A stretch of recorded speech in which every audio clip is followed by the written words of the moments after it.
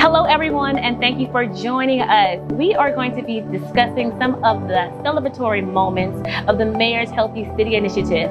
And we're also going to be highlighting the 2018 to 2020 Community Health Needs Assessment. My name is Ellen McKnight, and I'll be moderating tonight's discussion. We have a treat for you because we'll be talking to the Access to Care Coalition. Let's talk to our community partners, and they are going to introduce themselves. Denise? Hey, good afternoon. Vineet Iyengar, I'm Mayor Broom's Assistant Chief Administrative Officer focused on economic development. Thank you. Afternoon, I'm Dr. Tanya Jagno. I am a critical care physician at the Lake. I work for LSU and been involved with the Mayor's Office in access to care and addressing social determinants of health.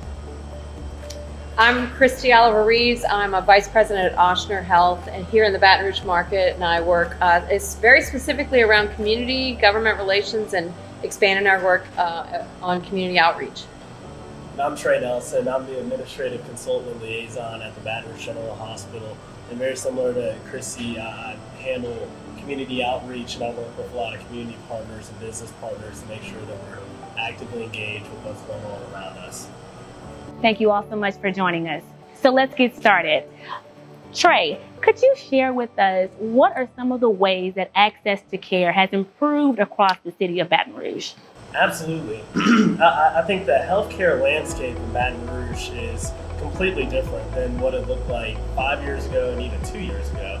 I think that there was a point where there was very minimum access to not just emergency care, but also primary care and just everyday health kind of assessment in a lot of parts of our city. Definitely if we're looking at certain parts in North Baton Rouge, there were significant gaps in access to just being able to get treatment if you have anything going on. And now in 2020, we're at this incredible place where you have the Mid-City Emergency Room open, you have Howell Place, you have Our Lady of the Lake, North Baton Rouge. You have all of these new health entities focused on both emergency care and also primary care that just weren't there. And now people, I think, have the ability to put themselves in a place where they can live a much healthier lifestyle in Baton Rouge. Absolutely, absolutely. And I would complement that with the fact that we have those infrastructures that are in place, but all of the local healthcare providers have done a great job with community outreach programs. So we have integrated ourselves into schools and churches and through other coalitions to get access to care to the patients, whether there's a facility nearby or not. And I think that's a lot different, or it's become a lot more sophisticated and more in depth than it was 5 years ago. I would completely and totally agree. Beneath? Yeah, and look, when 2016 was a pretty challenging year for us, right? So a lot of the challenges that we're going through as a country today, we actually went through in a very finite period of time, where whether you're North Baton Rouge, South Baton Rouge, East, or wherever you lived, you were going to be summarily impacted by a lot of the socioeconomic challenges. And one of the challenges that bubbled up universally was lack of health care, right? Especially as it ties towards, and I'm sure we'll talk about it, the social determinants of health. And so the lack of health care and the lack of access to health care was an A priority, A++ priority for Mayor Broom. And so she got elected. One of the things that she wanted to effectively do was to throttle up the need to develop public-private partnerships. We're grateful. We were talking about this, right? I think before 15, between 15 and 17, there was a big gap where there was very little, if not no health care, other than sort of the advocacy that you guys continue to do among the systems. I mean, since 17, between the Lake and then Ochsner this year and their expansion and your expansion of your services at Mid-City, I think we've seen a greater intentionality to build those public-private partnerships, because I think it's mission critical as a community as we move forward. I would definitely agree, And in that same vein, Dr. Jagno, tell us, why do you think it was so important for healthcare providers to get involved with Mayor Broom's Healthy City Initiative and Healthy BR?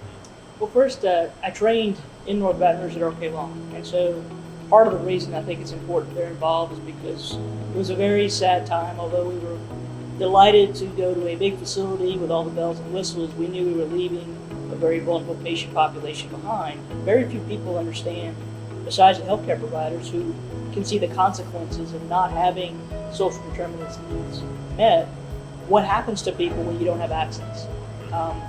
Some of our research partners have done sort of a deep dive into people who come to the emergency department over and over, like 5-6 times a year, and you just take a look at where they live, and you map on top of that access to food, pharmacies, transportation, just the things you need to give you a decent chance of staying healthy. And we know that when you don't have that, you end up coming to the emergency department over and over with more advanced chronic disease problems. And so it would just take a little bit of switching the needle over, access to some of these things to give you healthy food choices, safe exercise, and access to your physician so that you take advantage of preventative care. And we're at the center of that. It's not something that I think other folks can understand if you haven't seen the progression of disease when you ignore it to the point that it's now not fixable. It's sometimes the point of all you have are options that really fit into like these palliative care choices. And that's really sad because a lot of things we think we act on early we can prevent, and everyone benefits from a healthier community. Everyone surrounding these areas gets a burden if we don't take care of it, and they get a lift if we do. I completely and totally agree. Would anyone else like to add to that? I think there's beauty in collaboration. And what I love about the Mayor's Healthy Cities initiative that's so unique is that these competitors come together to bring our expertise and resources in a very transparent way. And so the Lake and the General, and we all have our specialties and our expertise, but in this initiative, we come together and we leverage each other's expertise to provide the best care for the citizens of this community. And if you are not part of that collaborative, you are really missing out on learning from each other. I mean, I can speak to the fact that during COVID, we were at Mid-City. We were actually in our Ochsner t-shirts at Mid-City doing testing, learning from what our colleagues at Mid-City and the Lake were doing, and loved every moment of it. It's a beautiful collaboration, but it's all for the benefit of the citizens of Baton Rouge. And, Go ahead. To build off of that too, what the mayor's been able to do by bringing together this coalition of healthcare partners is unlike really anything else around the country. Yeah. And like Chrissy said, it's been able to help us expedite the process of advancing our healthcare entities. We were talking about earlier the fact that you don't wake up one day and say, hey, we should build a new facility because there's a need somewhere. It takes a lot of thought and intentionality, and it has to really be a part of your mission. And I think all the organizations collaborating with the mayor's office all came to the consensus of, we want to expand access to care in this city, and we want that to be a part of the mission that our organizations are doing. And that has brought us to this point where 2 years after 2018, we have all these new healthcare facilities that have opened up with a high level of diversity and types of care that you can get across the city, not just in North Baton Rouge, right, but all over Baton Rouge. So you touched on the fact that you guys have talked about your day job, you guys are hyper competitors, right? Sure. But at the end of the day, the fact that you all came together to create one joint community health needs assessment actually is a really big deal. I think it's sometimes understated. People think, oh, so what? There's a lot of substance behind people coming together to identifying what are the most intractable challenges that we have in our community. Because from my lens, as we talk about trying to attract investments into the city and the parish, it's critical that they recognize that there is a strong willingness for folks to come together, right, to solve really difficult challenges, because it's a signal to them that if the city and folks are willing to do that, then that's something that I should take a look at and invest. In the mayor's office, the role Jared and I play is really interesting. I would say, a little bit unusual for other cities. We don't have a city public health office. I think New Orleans, is the only city that has a public health office. So Jared, in the Mayor's Healthy City Initiative, functions like our public health office, guided by all of you guys, right? And so the direction that he develops based on creating that roadmap, identifying the problems, makes my life a little bit easier, because then I can then ask all you guys, I can ask folks to then make those hard dollar investments based off data and based off the trend lines that you guys see through the CHNA. So from policy to action to results, I think we've moved the needle in terms of access to care, I think, pretty substantially over the last 3 to 4 years. And we need to take that same thought, that same spirit of collaboration, and bring it back to what Christy said about that community testing site. Yeah. It cannot go stated enough times how important and crucial the partners being willing to collaborate was for that to come together. When the mayor's office sat down with everyone and said, listen, there's a problem and we need to address it, and we have 2 days to do it. I mean, you don't just do that without people already being at a place where there's a spirit of collaboration and there's not a specific one leader. You have multiple leadership teams that do things maybe their own way. Yeah. And like she said, there were points where you have the Ochsner team, the Lakes team, Women's, the Baton Rouge Clinic, and we're all working together on different days and building schedules, but united under this sense of there's a public health need. Yeah, what's awesome is this other cities throughout the country are now coming to us and asking us, hey, we don't have a public health office for a mid-sized city. So how did you guys come together to really mobilize and accelerate the efficacy of the Mayor's Healthy City Initiative? So help us do that. How did you translate, once we do create one, how do you translate that into creating those public-private partnerships? And so I think you've got this really unique widget that's worked, that's been tested quite a bit through this pandemic, which is going to create a lot more resiliency and a lot more innovation that you guys are all driving to addressing those healthcare needs. I think COVID brought, it was sort of being under the spotlight. There's a crisis, and if we don't work together, we're in trouble. We're going to run out of beds and ventilators, and we're going to have people suffer because of a lack of resources. On a grander and longer term scale is this problem with access to care and these issues where people go without some of the resources they need to take care of themselves. And unfortunately, the crisis mode gets us working together rapidly. But thanks to Jared and you guys, you've kind of brought us together for what doesn't seem like a crisis, but it is over a long period of time. And it's just not as evident because not everyone is seeing it every day. Right. But that spirit of we have to work together, because in isolation, as big as some of these healthcare systems are, Oshner's really big, and them well, we can't solve it in isolation if we just sort of circle the wagons and look inside. You have to reach out because these pathways are interconnected, and there's a need to share skill sets in addition to some of the things that you're good at that you can actually put a footprint and help where there isn't one in the other institution. Right. Well, I think we just had an amazing win just before COVID with the results of our HIV testing, right? We had just had a press conference. The mayor several years ago had encouraged or really pushed all of us to think about how do we get HIV under control and think about our testing. And the Lake adopted a, opt-out policy when you would go to the ER. We immediately adopted this. We started to see enormous results. We replicated that across our entire system. And so we had already been working in collaboration to address an issue where we saw a win, which was great. Yeah. And then we could utilize that with COVID. So scalable results piloted around Good ideas are good everywhere. It should be. I think that's That's right.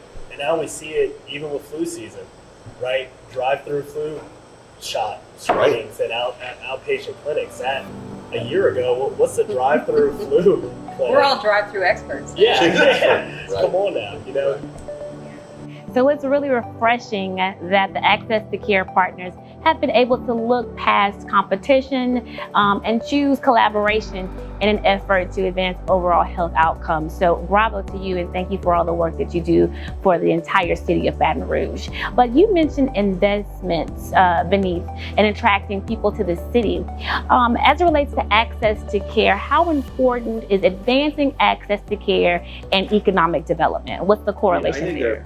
And you guys sort of chime in. I think they're hand in glove, right? I mean, if you don't have a healthy workforce, then how can they be productive at the end of the day, right? I mean, it's our job, I think, between these partnerships, between the mayor's office and all the healthcare providers, to start eliminating each of the worries that a family unit has, so that they can really become a productive, even more productive member of society, and really feel proud of where they live and what they can accomplish.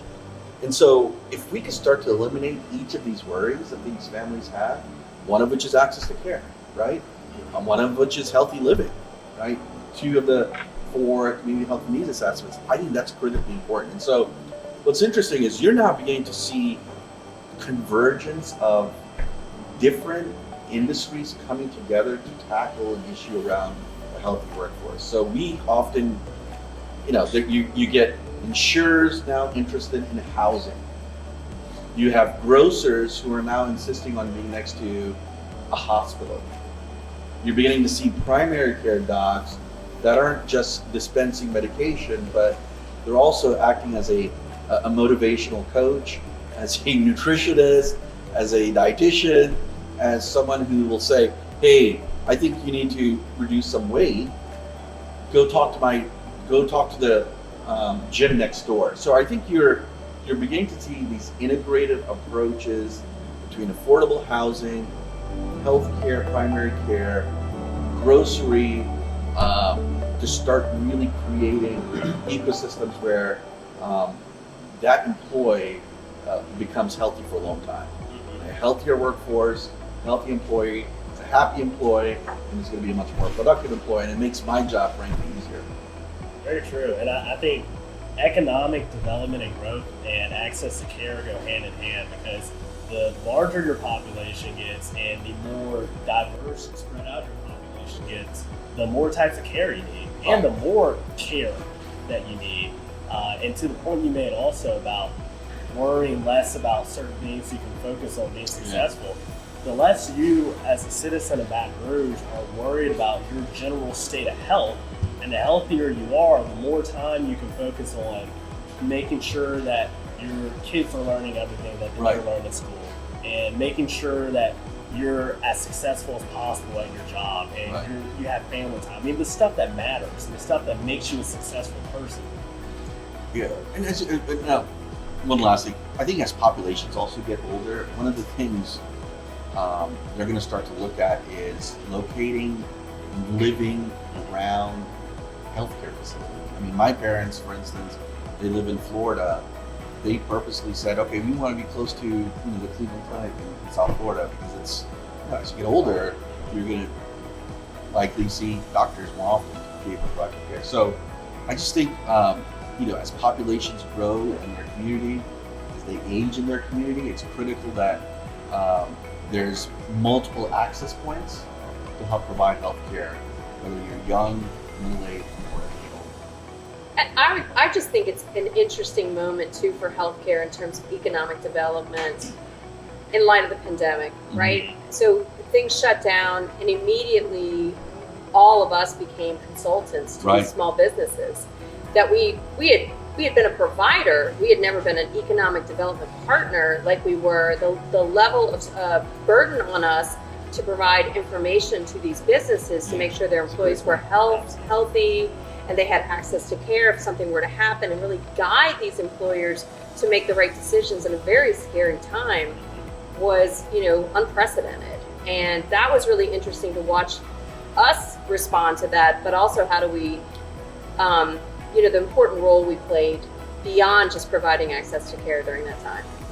Yeah, so that's a great point. So this whole convergence piece of different industries that historically would run in parallel, are now sort of coming together.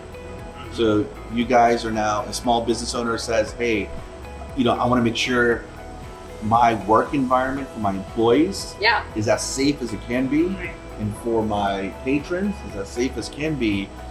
How do I start to design a countertop, for instance? Right. Or how do I design tabletops that will help mitigate the spread of disease, right?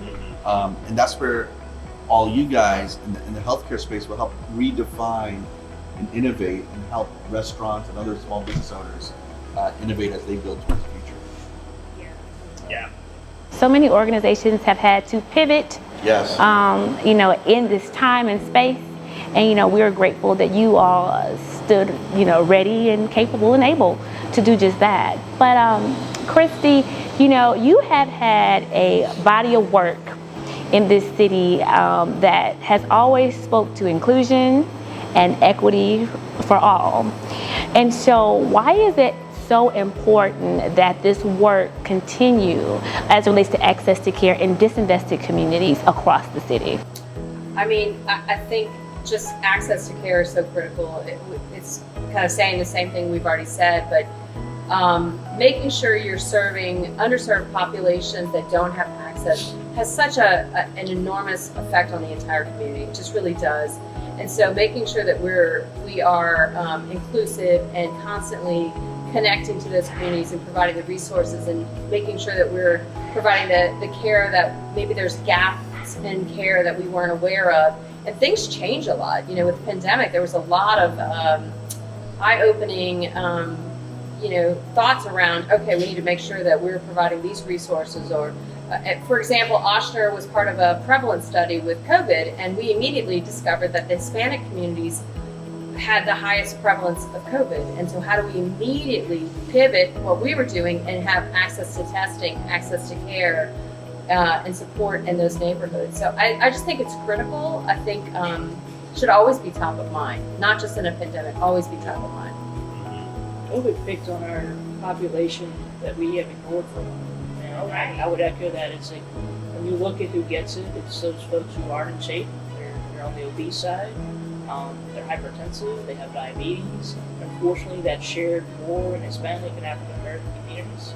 And so those people got really sick in large numbers, and they were in our hospitals, and we were sharing that burden. And when you run out of resources because you didn't address some of these things as disparities early on, everyone felt the impact. And if you don't address it doesn't mean that you're protected if you can move away to some section of town that doesn't have disparities. It comes to you.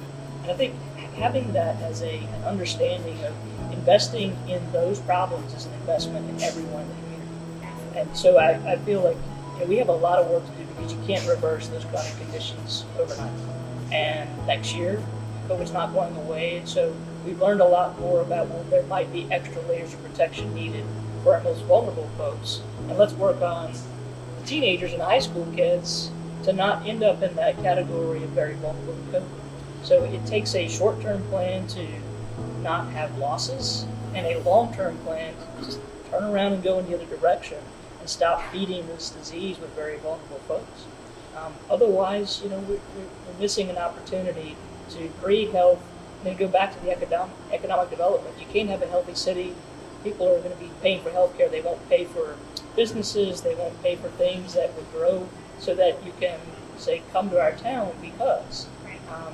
So it's the loop that we've created as to why is it important, how healthcare affects it. The COVID interaction sort of brought this down into really just a hot spotlight and a short video clip of this has been done wrong and these are the consequences. We need to learn from that. I think that the pandemic has accelerated it's done a couple of things. I think it's accelerated this need to innovate and really address the issues that certain populations have that have been disproportionately impacted by the pandemic. But what it's also done is it's sort of removed the veil of really understanding also the underlying issues that causes people to be unhealthy, right? And that's where the social determinants develop. And so you're beginning to see this acceleration of companies who historically,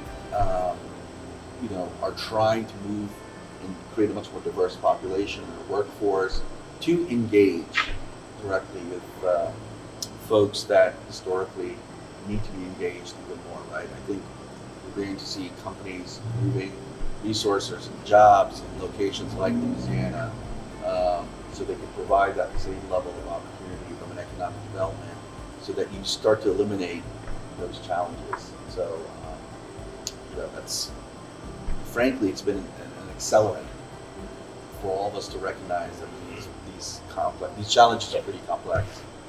And I think all the points y'all made too is why the understanding of health equity is so important. Because with healthcare, it's not a magic wand, one size fits all. You can take the same healthcare strategy to every part of the city and it's going to work. And I think that going back to that testing site example, we really saw that. You have a phenomenal stand-up outpatient testing clinic, and 2,500 people are being tested over there, fantastic. But we also saw, hey, there's people who maybe due to transportational issues or communicational issues aren't coming here that definitely need to be tested. And that's where the mobile testing units really came into play. And I know, like Christy and I had the opportunity to collaborate with one of the churches in town to bring Oxnard's mobile testing unit over to the church, and they ran a number of community testing it was a combination of kind of food drives and also COVID testing drives. But that's where understanding your community is important. And it was successful. Yeah, and part of it also is if these communities haven't had access, then they don't have any trust in the providers that are coming in and all of a sudden showing up. So if you couple it with a food drive or a church that has built-in relationships, then you can immediately provide access and build some trust and credibility. And if we'd been doing that better before the pandemic, then there would have been more interaction and more access to care that was ongoing and relationships, so that when they were getting sick, they weren't afraid. They weren't afraid to go to the doctor. Or, there was a trust that was built in, and understanding, and a lack of intimidation and fear. So, there are so many challenges that were uncovered as a result of the pandemic, but then also there were so many opportunities for us to improve during that time. What we're most grateful for is that you all were already doing this work prior to the pandemic and had this access to care coalition already established, which made the task just that much, easier to attack. So we appreciate all the work that you've done, that you've continued to do, and we also appreciate your time, energy, and expertise in this space. If you are watching with us, we definitely want to encourage you to stay connected with Mayor Broom's Healthy City Initiative and all of the things that our partners are doing with the Access to Care Coalition. If you would like more information about all things Healthy VR, make certain to visit our website. Thank you to our partners. Thank you, Mayor Broom, and we'll see you guys next time. Bye-bye.